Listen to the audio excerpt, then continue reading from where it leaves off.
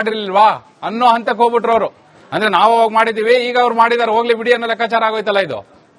ಇನ್ನು ಡಿ.ವಿ. ಸದಾನಂದ ಗೌಡ್ರು, ಸುರೇಶ್ ಕುಮಾರ್ ಅವರು, ಪ್ರಹ್ಲಾದ್ ಜೋಶಿ ಅವರು, ಈಗ ನಳಿನ್ ಕುಮಾರ್ ಕಟೀಲ್ ಹೇಳಿದ್ರು. ನಳಿನ್ ಕುಮಾರ್ ಕಟೀಲ್ ವಿಜಯೇಂದ್ರ ಅವರಿಗಿಂತ ಮೊದಲು ರಾಜ್ಯಾಧ್ಯಕ್ಷರಾಗಿದ್ರು. ಅವ್ರನ್ನ ರಾಜ್ಯಾಧ್ಯಕ್ಷರನ್ನಾಗಿ ಮಾಡಿದವ್ರು ಯಾರು? ಸದಾನಂದ ಗೌಡ್ರು. ಅವರು ಯಡಿಯೂರಪ್ಪನವ್ರನ್ನ ರಾಜ್ಯಸಭೆ ಕಳಿಸ್ತಾರೆ ಅಲ್ಲಿ ಕಾಯ್ತಾ ಕೂತಿದ್ರು. ಪಾಪ ಅವ್ರನ್ನ ಕಳಿಸ್ಲಿಲ್ಲ. ಅವ್ರನ್ನ ಸ್ವಲ್ಪ ಬೇಸರನ ಇರ್ಬೋದು ಬಿಡಿ. ಅಂದ್ರೆ ಯಾರೆಲ್ಲ ಈಗ ಅಪಸ್ವರ ಎತ್ತಾ ಇದಾರಲ್ಲ, ಯಾರು ಅಂತ ನೀವು ಒಂಚೂರು ನೋಡ್ಬೇಕಲ್ಲಿ ಅಂತ. ಗೋವಿಂದ ಅಣ್ಣ ಹೋಗಿ ನೋಡ್ಕೊಂಡ್ ಬಂದಿದ್ದಾರೆ ಯಾರ್ಯಾರು ಅಂತೇಳಿ. ಅವ್ರ ಕಣ್ಣಿಗೆ ಕಾಣಿಸಿದೆ ಯಾರ್ಯಾರು ಇದು ಅಂತ. ಹಂಗೆ ಈ ಸ್ವರಕ್ಕೆ ಧ್ವನಿಗೂಡಿಸಿದ್ರಲ್ಲ, ಆಣೆ ಪ್ರಮಾಣ ಬೇಕು ಆಗ್ಬೇಕು ಅಂತ ಯಾರು? ಇಬ್ರೇ ಇಬ್ರು. ಒಂದು ಚಂದ್ರಪ್ಪ, ಇನ್ನೊಂದು ಚಂದ್ರ ಲಮಾಣಿ. ಚಂದ್ರಪ್ಪ. ಈಗ 3 ಗಂಟೆ ರಾತ್ರಿಯಲ್ಲಿ ಎದ್ದು ಕೂತ್ಕೊಂಡು ನೋಡಿದ್ರೆ, ಆಕಾಶ ನೋಡಿದ್ರೆ ಕಾಣಿಸೋದು ಯಾರು? ಸೂರ್ಯ ಕಾಣಿಸಕ್ ಸಾಧ್ಯನಾ? ಚಂದ್ರನೇ ಕಾಣಿಸ್ಬೇಕು. ಹಂಗಾಗಿ ಇಬ್ರು ಚಂದ್ರರು ಧ್ವನಿ ಗೂಡಿಸಿದ್ದಾರೆ. ಅಂದ್ರೆ ಅಲ್ಲಿ ನಿಮಗೆ ಕ್ಲಿಯರ್ ಆಗಿ ಕಾಣಿಸ್ತಿರೋದೇನಪ್ಪಾ ಅಂದ್ರೆ, ಚಂದ್ರಪ್ಪ ಯಡಿಯೂರಪ್ಪನವ್ರ ಜೊತೆ ಕೆಜೆಪಿ. ನಿಮಗೆ ಗೊತ್ತಲ್ಲ ಎಷ್ಟರ ಮಟ್ಟಿಗೆ ಚಂದ್ರಪ್ಪನವ್ರು ಯಡಿಯೂರಪ್ಪನವ್ರ ಜೊತೆ ಇದ್ರು ಅಂತ ಹೇಳಿ.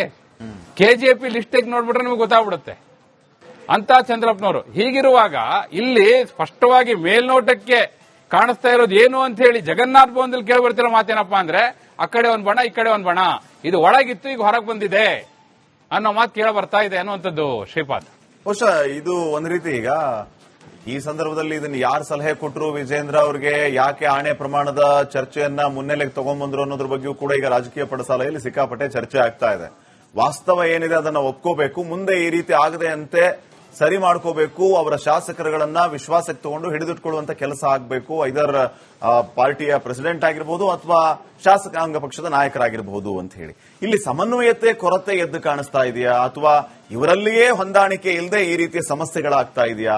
ಈ ರೀತಿಯ ಪ್ರಮಾದಗಳು ಮತ್ತೆ ಮತ್ತೆ ಮುಂದುವರೆದ್ರೆ ನಿಜಕ್ಕೂ ಈಗ ಬಿಜೆಪಿಯಿಂದ ಕ್ರಾಸ್ ವೋಟಿಂಗ್ ಆಗಿರುವಂತದ್ದು ಇದು ಒಂದು ರೀತಿಯ ರಾಂಗ್ ಮೆಸೇಜೇ. ಇದು ಈ ಡ್ಯಾಮೇಜ್ ಅನ್ನು ಹೆಂಗ್ ಸರಿಪಡಿಸ್ಕೊಳ್ತಾರೆ ಅನ್ನುವಂಥದ್ದೇ ಸವಾಲೀಗ. ಇನ್ಕ್ಲೂಡಿಂಗ್ ಹೈಕಮಾಂಡ್, ಈ ರಾಜ್ಯ ಬಿಜೆಪಿ ನಾಯಕರಿಗೆ ಏನ್ ಹೇಳಿ ಕಳಿಸ್ತಾರೆ ಅನ್ನುವಂಥದ್ದು ಮುಖ್ಯ ಆಗುತ್ತೆ.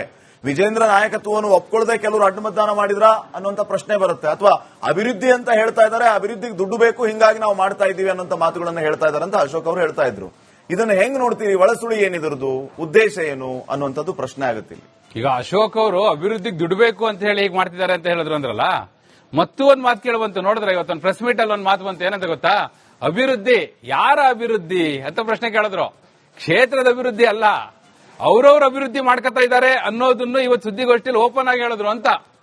ಅಂದ್ರೆ ಹೆಸರಿಗೆ ಅಭಿವೃದ್ಧಿ ಅನ್ನೋದು ಯಾವುದೋ ಕ್ಷೇತ್ರದ ಅಭಿವೃದ್ಧಿ ಅಂತ, ಆಗಿರೋದು ಸ್ವಯಂ ಅಭಿವೃದ್ಧಿ ಅನ್ನೋ ಮಾತು ಹೇಳಿದ್ರು. ಈ ಕ್ರಾಸ್ ವೋಟಿಂಗ್ ಮೂಲಕ, ಅಡ್ಡ ಮತದಾನದ ಮೂಲಕ ಅವ್ರವ್ರ ಅಭಿವೃದ್ಧಿ ಅಷ್ಟೇ ಇದು ಮಾಡ್ತಾ ಇರೋದು.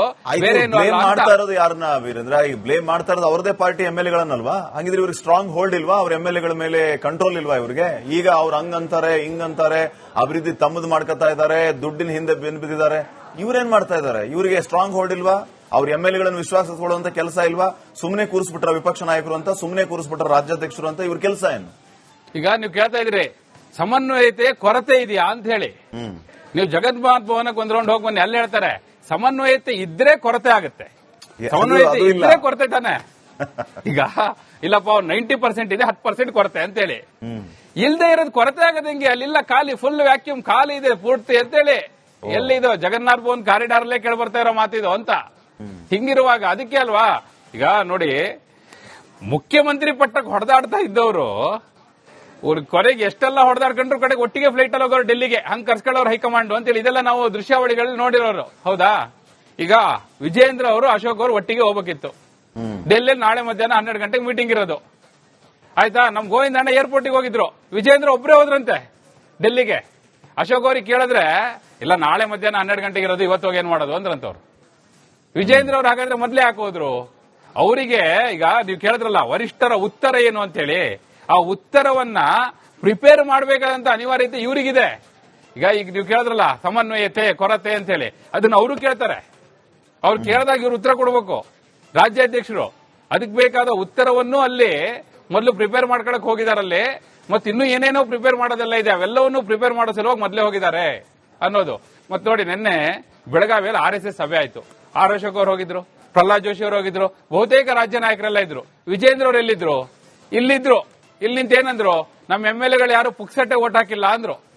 ನೀವು ಕೇಳಿದ್ರಲ್ಲ, ಈಗ ಅಭಿವೃದ್ಧಿ ಕೇವಲ ಕ್ಷೇತ್ರ ಅಲ್ಲ, ಅವ್ರ ಅಭಿವೃದ್ಧಿ ಅನ್ನೋದು ಮತ್ತೆ ಇವರೇ ಹೇಳ್ಕೊತಾರ, ಹಾಗಾದ್ರೆ ಇವ್ರ ಶಾಸಕರನ್ನ ಇವರೇ ಬ್ಲೇಮ್ ಮಾಡ್ತಾ ಇದಾರ ಅಂದ್ರೆ ಇದಕ್ಕಿಂತ ಇನ್ನೇನ್ ಬೇಕು? ಏನ್ ಪುಕ್ಸಟ್ಟೆ ಅಂತೂ ಓಟ್ ಹಾಕಿರಲ್ಲ ಅವರು ಅಂದ್ರು. ಪುಕ್ಸಟ್ಟೆ ಓಟ್ ಹಾಕಿಲ್ಲ ಅಂದ್ರೆ ಅರ್ಥ ಏನು? ಅದ್ರ ಅರ್ಥ ಅವರೇ ಹೇಳ್ದಂಗ ಆಯ್ತಲ್ಲ, ಅವರೇ ಬಾಯ್ ಬಿಟ್ಟು ಹೇಳ್ದಂಗ ಆಯ್ತಲ್ಲ, ನಮ್ಮ ಶಾಸಕರೆಲ್ಲ ದುಡ್ಡು ತಗೊಂಡಿದ್ದಾರೆ ಅಂತಲೇ. ಅಶೋಕ್ ಅವ್ರದ್ದು ಇನ್ನೂ ಚೆನ್ನಾಗಿದೆ. ಕಾಂಗ್ರೆಸ್ ಅವ್ರು ಕುದುರೆ ವ್ಯಾಪಾರ ಮಾಡಿದ್ದಾರೆ ಅಂತ ಹೇಳಿ ಅವ್ರು ಹೇಳೋದು. ಅಶೋಕ್ ಅವರು ಕುದುರೆ ವ್ಯಾಪಾರ ಮಾಡೋರು, ಕುದುರೆ